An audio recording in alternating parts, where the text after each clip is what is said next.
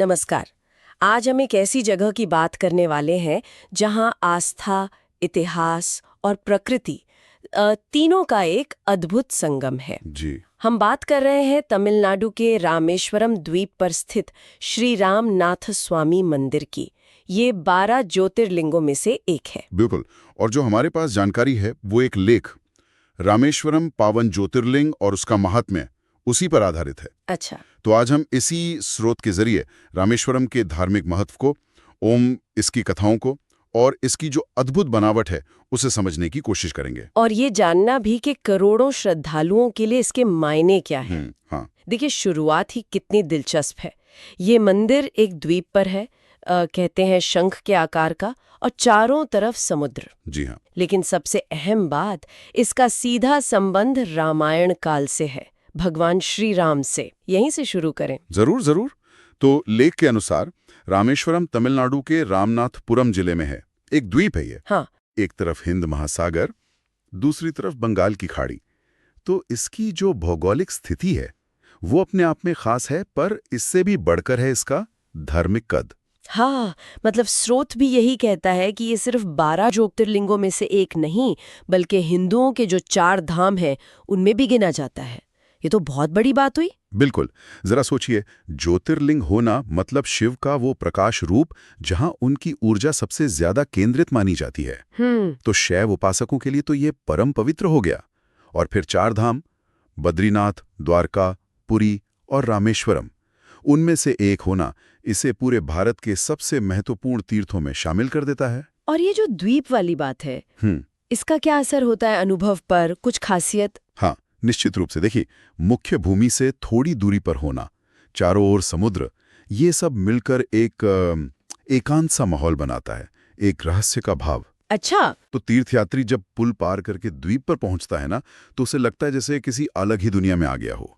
ये दूरी शायद इसके आध्यात्मिक आकर्षण को और गहरा करती है। ये दिलचस्प है। अच्छा, अब आते हैं उस गहरे संबंध पर जिसका जिक्र हमने शुरू में किया था, रामायण से जुड़ाव। जी। लेख में एक कहानी बताई गई है कि जब भगवान राम ने रावण का वध किया तो उन पर ब्रह्म हत्या का पाप लगा, क्योंकि रावण एक ब्राह्मण थे। हाँ, और हिंदू मान्यताओं में ब्रह्म हत्या को बहुत गंभीर पाप माना गया है। तो इससे मुक्ति पाने के लिए ऋषि मुनियों ने राम जी को शिवलिंग स्थापित करके शिव पूजा करने को कहा। बिल्कुल। और यहीं से रामेश्वरम की कहानी असल में शुरू होती है। तो भगवान राम ने हनुमान जी को ये काम सौंपा, उन्हें कैलाश पर्वत भेजा शिवलिंग लाने के लिए। जी। लेकिन कहानी ये है कि हनुमान जी को लौटने में देर हो गई और उधर पूजा का शुभ मुहूर्त निकला जा रहा था। हाँ, और यही स्थिति थोड़ी रोचक हो जाती है। कैसे? जब हनुमान जी समय पर नहीं आए तो मुहूर्त न निकल जाए, इसलिए माता सीता ने क्या किया, समुद्र किनारे की रेत ली और उसी से एक शिवलिंग बना दिया। रेत से? वाह। हाँ, रेत से। हाँ। और भगवान राम ने फिर उसी रेत के शिवलिंग की स्थापना की, पूजा की, विधि विधान से। अच्छा।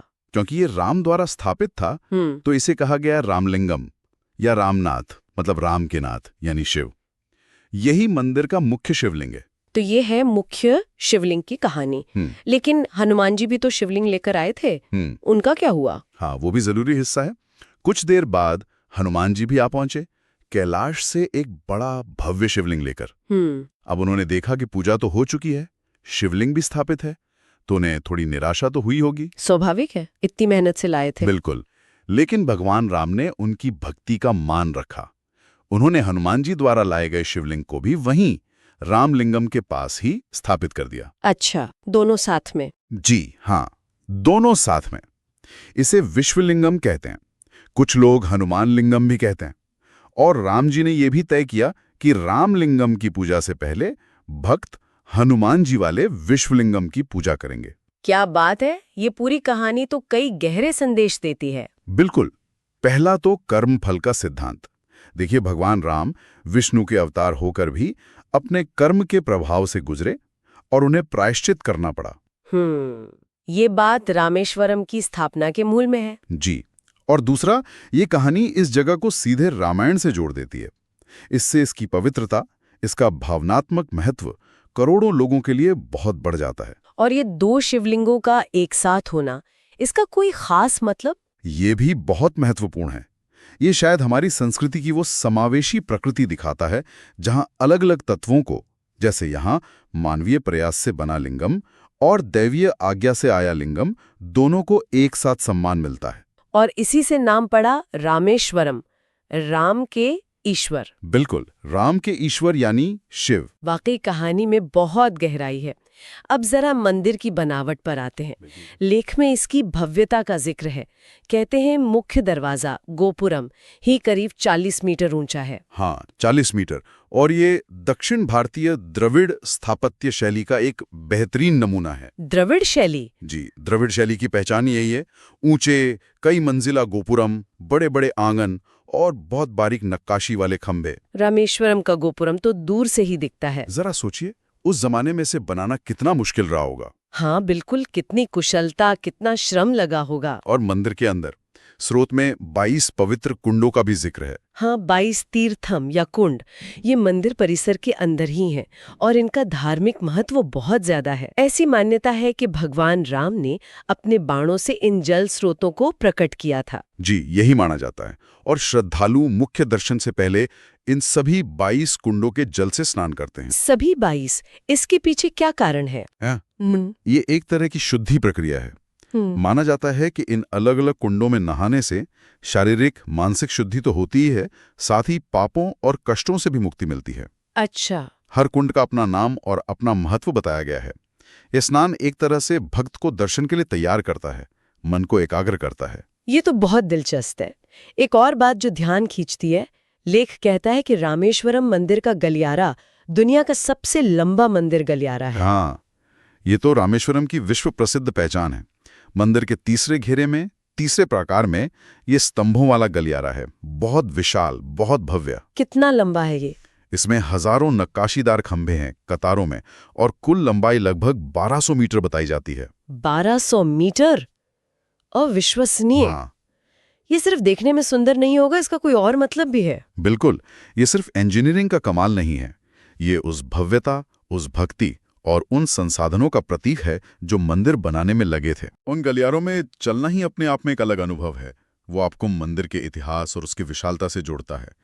ये द्रविड़ वास्तुकला में जो स्तंभों वाले मंडप होते हैं, उसका ये एक चरम उदाहरण है। इतनी बड़ी संरचना, और वो भी एक द्वीप पर, तो सवाल उठता है कि लोग यहाँ पहुंचते कैसे हैं? पुराने जमाने में तो और मुश्किल होता होगा। हाँ, यहीं पर पाम्बन पुल का जिक्र आता है। स्रोत में भी है इसका उल्लेख। पाम्बन पुल? जी, ये रामेश्वरम द्वीप को भारत की मुख्य भूमि से जोड़ता है। लेख बताता है कि ये 100 साल से भी ज्यादा पुराना है और करीब 145 खंभों पर टिका है। 100 साल से ज्यादा पुराना पुल समुद्र के ऊपर, ये तो अपने आप में इंजीनियरिंग का अजूबा हुआ। बिल्कुल, जब ये बना था, ये भारत का पहला समुद्री पुल था।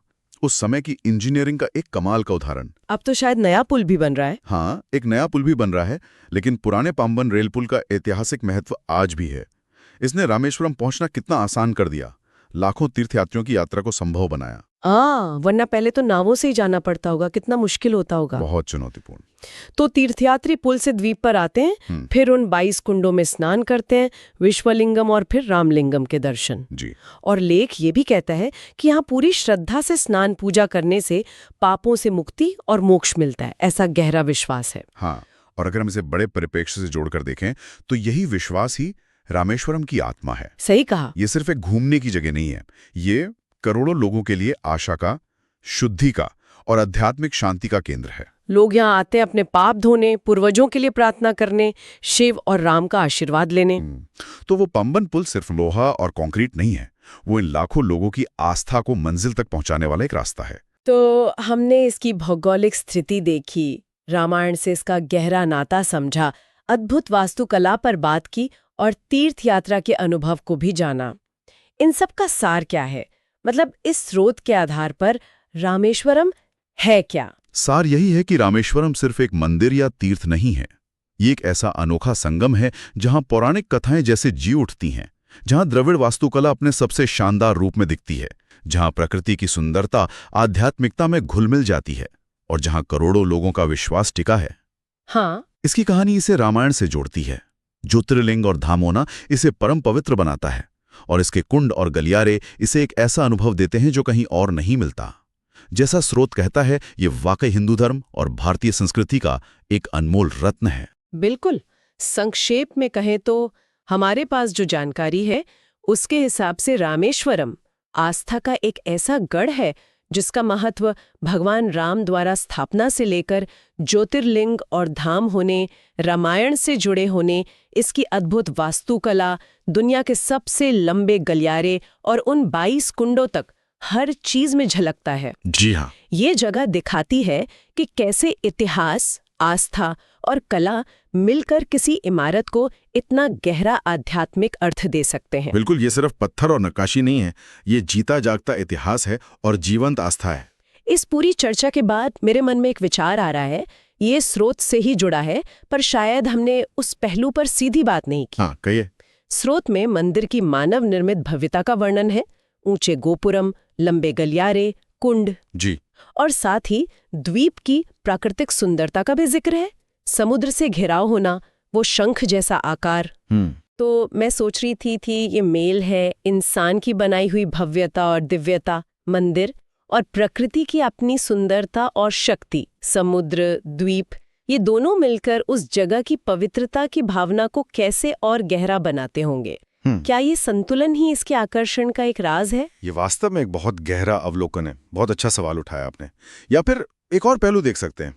जैसा स्रोत में 2 शिवलिंगों का जिक्र है, रामलिंग और विश्वलिंग। हाँ, एक जो मानवीय प्रयास का प्रतीक है, सीता जी ने रेत से बनाया, दूसरा जो दैवीय आज्ञा और भक्ति से आया, हनुमान जी कैलाश से लाए। सही। तो एक ही जगह पर इन 2 अलग-अलग स्रोतों से आई पवित्रता का ये जो संगम है, ये आस्था और परंपराओं के भीतर अलग-अलग तत्वों को साथ लेकर चलने की जो भारतीय सोच है, उसके बारे में क्या बताता है? हाँ, ये भी सोचने वाली बात है।